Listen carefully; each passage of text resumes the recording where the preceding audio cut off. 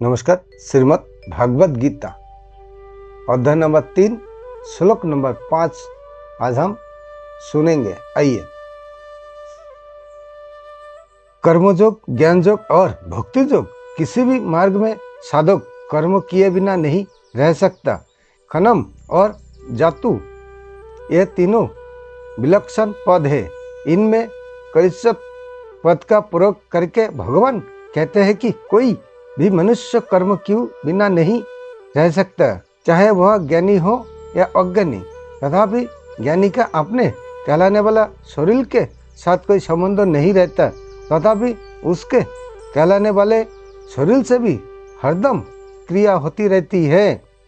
खनम पद का प्रयोग करके भगवान कहते हैं कि यद्यपि मनुष्य मैं हरदम कर्म करता हूँ ऐसा नहीं मानता, तथापि जब तक वह शरीर के साथ अपना संबंध मानता है तब तक वह एक क्षण के लिए भी कर्म किए बिना नहीं रहता।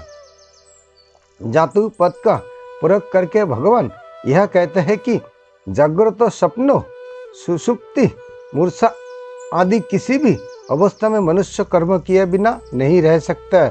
इसका कारण भगवान इसी श्लोक के उत्तरार्ध में अवश्य पदों से बताते हैं कि प्रकृति की परवश होने के कारण उसे कर्म करने ही पड़ते हैं। प्रकृति निरंतर परिवर्तनशील है। साधक को अपने लिए कुछ नहीं करना चाहिए।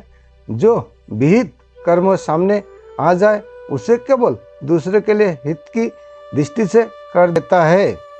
परमात्मा प्राप्ति का उद्देश्य होने से साधक निषिद्ध कर्म तो कर ही नहीं सकते। बहुत से मनुष्य केवल स्थूल शरीर की क्रियाओं को कर्म मानते हैं, पर गीता मन की क्रियाओं को भी कर्म मानती है।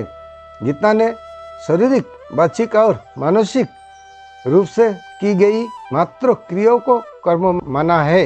जिन शारीरिक अवस्था, मानसिक क्रियाओं के साथ मनुष्य अपना संबंध मान लेता है, वे ही सब क्रियाएं कर्म बनकर उसे बांधने वाली होती है, अन्य क्रियाएं नहीं।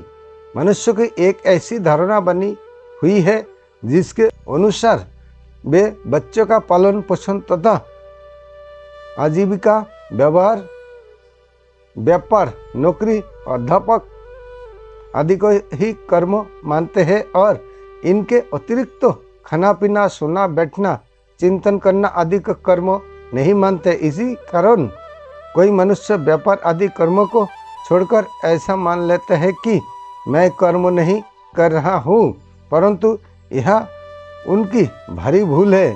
शरीर निर्वाह संबंधी स्थूल शरीर की क्रियाएं, नींद, चिंतन आदि सूक्ष्म शरीर की क्रियाएं और समाधि आदि कारण शरीर की क्रिया ये सब कर्म ही है।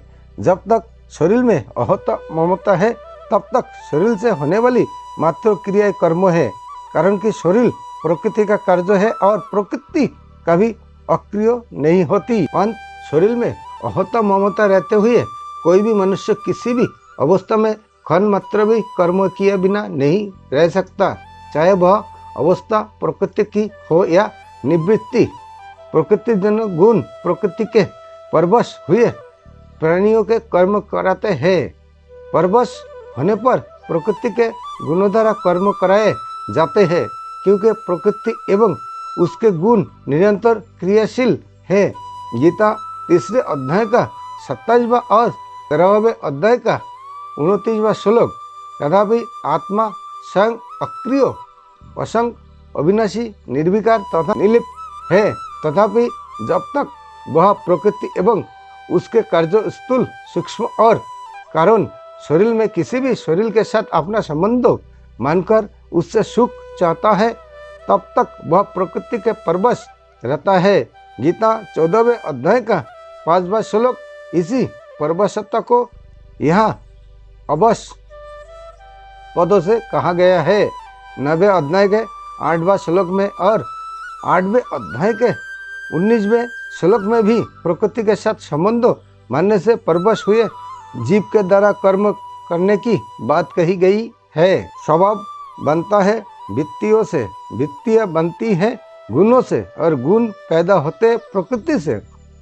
अंत चाहे स्वभाव के परवश कहो, चाहे गुणों के परवश कहो और चाहे प्रकृति के परवश कहो, एक ही बात है। वास्तव में सबके मूल में प्रकृति जन्य पदार्थों की परवशता ही है। इसी परवशता से सभी परवशताएं पैदा होती है। अंत प्रकृति जन्य पदार्थों की परवशता को ही काल की कही, स्वभाव की कही, कर्म की और कही गुणों की परवशता कह दिया है। तात्पर्य यह है कि यह जीव जब तक प्रकृति और उसके गुणों से अतीत नहीं होता, परमात्मा की प्राप्ति नहीं कर लेता, तब तक यह गुण काल स्वभाव आदि के अवश्य परवश ही रहता है। अर्थात यह जीव जब तक प्रकृति के साथ अपना संबंध मानता है, प्रकृति में स्थित रहता है, तब तक यह कभी गुणों के, कभी काल के, कभी भोगों के और कभी स्वभाव के परवश होता रहता है। कभी परवश स्वतंत्रता नहीं रहता। इसके सिवाय यह परिस्थिति व्यक्ति, स्त्री, पुत्रों, धन, मकान आदि भी परवश होता रहता है। परंतु जब यह गुणों से अतीत अपने स्वरूप का अथवा परमात्मा तत्व का अनुभव कर लेता है, तो फिर इसकी यह परवशता नहीं रहती और यह सत सिद्ध स्वतंत्रता को प्राप्त हो जाता है। विशेष बात, प्रकृति की सक्रिय, स्थूल और अक्रिय सूक्ष्म दो अवस्थाएं होती है। जैसे कार्य करना सक्रिय अवस्था है और कार्य ना करना निद्रा आदि अक्रिय अवस्था। वास्तव में अक्रिय अवस्था में भी प्रकृति अक्रिय नहीं रहती, वस्तुत उसमें सूक्ष्म रूप से सक्रियता रहती है। जैसे किसी सोए हुए मनुष्य को जगने से समय से पूर्व ही जगा देने पर वह कहता है कि मुझे कच्ची नींद में जगा दिया। इससे यह सिद्ध हुआ कि नींद की अक्रिय अवस्था में भी नींद के पकने की क्रिया हो रही थी। अब जब पूरी नींद लेने के बाद मनुष्य जागता है, तब उपयुक्त बात नहीं कहता, क्योंकि नींद का पकना पूर्ण हो गया। इसी प्रकार समाधि, प्रलय, महाप्रलय आदि की अवस्थाओं में भी सूक्ष्म रूप से क्रिया होती रहती है। वास्तव में देखा जाए तो प्रकृति की कभी अक्रिय अवस्था होती ही नहीं, क्योंकि वह प्रतिक्षण बदलने वाली है। स्वयं आत्मा में कर्तापन नहीं है, परंतु प्रकृति के कार्यों शरीरादि साथ अपना संबंध मानने से वह प्रकृति के परवश हो जाता है। इसी परवशता के कारण स्वयं अकर्ता होते हुए भी वह अपने को कर्ता मानता रहता है। वस्तुत आत्मा में कोई भी परिवर्तन रूप क्रिया नहीं होती। जैसे प्रकृति रूप समस्त सृष्टि की क्रियाएं स्वाभाविक रूप से हो रही है, ऐसे ही उसके द्वारा बालकपन, जवानी आदि अवस्थाएं और भोजन का पचन, सांसों का आगमन आदि क्रियाएं एवं इसी प्रकार देखना, सुनना आदि क्रियाएं भी स्वाभाविक रूप से ही हो रही है। परंतु जीवात्मा कुछ क्रियाओं में अपने को कर्ता मानकर बच जाता है। प्रकृति निरंतर परिवर्तनशील है, पर शुद्ध स्वरूप में कभी कोई परिवर्तन नहीं होता। वास्तव में प्राकृतिक पदार्थों की कोई स्वतंत्रता सत्ता नहीं है। प्रतिक्षण बदलते हुए पुंज का नाम ही पदार्थों है। पदार्थों के साथ अपना संबंध मानने से कोई भी मनुष्य किसी भी अवस्था में क्षण मात्र भी कर्म किए बिना नहीं रह सकता। अगर साधक ऐसा वास्तविक अनुभव कर ले तो संपूर्ण क्रियाएं पदार्थों में ही हो रही है और पदार्थों के साथ मेरा किंचित मात्र भी संबंध नहीं है, तो वह परवशता से मुक्त हो सकता है। कर्मयोगी प्रतिक्षण परिवर्तनशील पदार्थों की कामना, ममता और आसक्ति का त्याग करके इस परवशता को मिटा देता है। भगवान ने इस श्लोक में जो बात कही है वही बात उन्होंने 18वें अध्याय के 11वें श्लोक में भी कही है कि प्रकृति से अपना संबंध मानते हुए कोई भी मनुष्य कर्मों का संपूर्णता से त्याग नहीं कर सकता। परिशिष्ट भाव क्रिया मात्र केवल प्रकृति में ही होती है, परंतु प्रकृति के साथ अपना तादात्म्य स्वीकार करने से मनुष्य प्रकृति जन्य गुणों के अधीन हो जाता है। अवश्य तथा उसका क्रिया के साथ संबंध हो जाता है। इसलिए प्रकृति के साथ अपना संबंध मानने वाला कोई भी मनुष्य जागृत, स्वप्न, सुषुप्ति, मूर्छा, समाधि तो महासर्ग, प्रलय, महाप्रलय आदि किसी भी अवस्था में क्षण मात्र भी कर्म किए बिना नहीं रह सकता।